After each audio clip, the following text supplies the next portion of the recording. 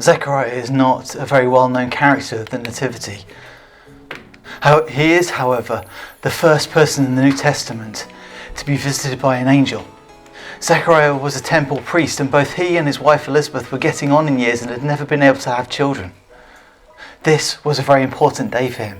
This was the day where he had been chosen to offer incense at the altar of the Lord, before the holy place, at the entrance to the sacred Holy of Holies in the temple.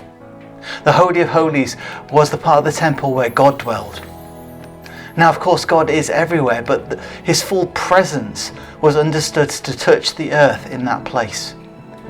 In that moment, Zechariah would be as physically close to God as anyone could be, except for the high priest on the Day of Atonement, who would actually enter the Holy of Holies. To be in the Holy of Holies, or to be even as near as Zechariah was on that day, was an incredibly dangerous thing.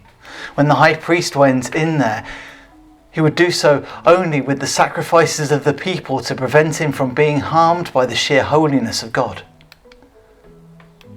He would even have a rope tied around his waist in case he died, so that the other priests wouldn't have to enter themselves to retrieve him. They could just pull him out. So Zechariah was very close to this place, a place where priests dare not stay too long for fear of the danger. So he would have been expected to go in, light the incense, say a quick prayer, and then get out as quickly as possible. He came out later than expected. The other priests would have begun to panic. What was going on? Why was he taking so long? Maybe they were starting to draw lots to see who would go in and get him. He was quite old after all. What if he had died? Maybe he had seen something, a vision maybe. Zechariah had indeed seen something. While standing at the altar, the angel Gabriel appeared to him and told him that his wife was going to have a son. As I said, both Zechariah and his wife were very old now. Having given up all hope of a child, this promise seemed impossible, and Zechariah could not believe it. Because of his unbelief of this prophecy, he was literally rendered speechless. Not a word would pass his lips until his son was born, when he was told that he had to name him John. And John's mother, Zechariah's wife, was Elizabeth, and Elizabeth was Mary's cousin. Yes, that Mary.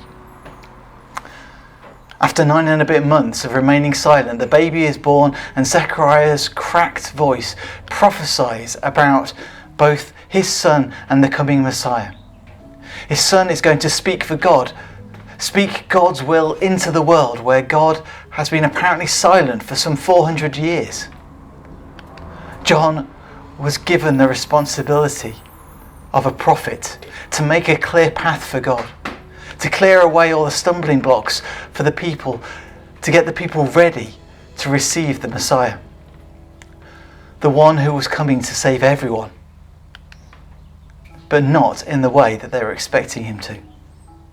The promise of God, delivered by an angel, silenced the man, Zechariah, so that God could speak through his son, John.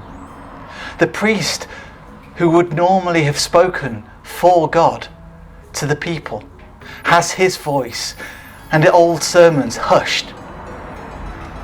And then through Zechariah's son, the new message of God would be shared.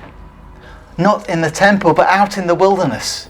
The message, not one of sacrifice to apologize for wrongs, but a message to turn away from doing wrong in the first place, changing lives.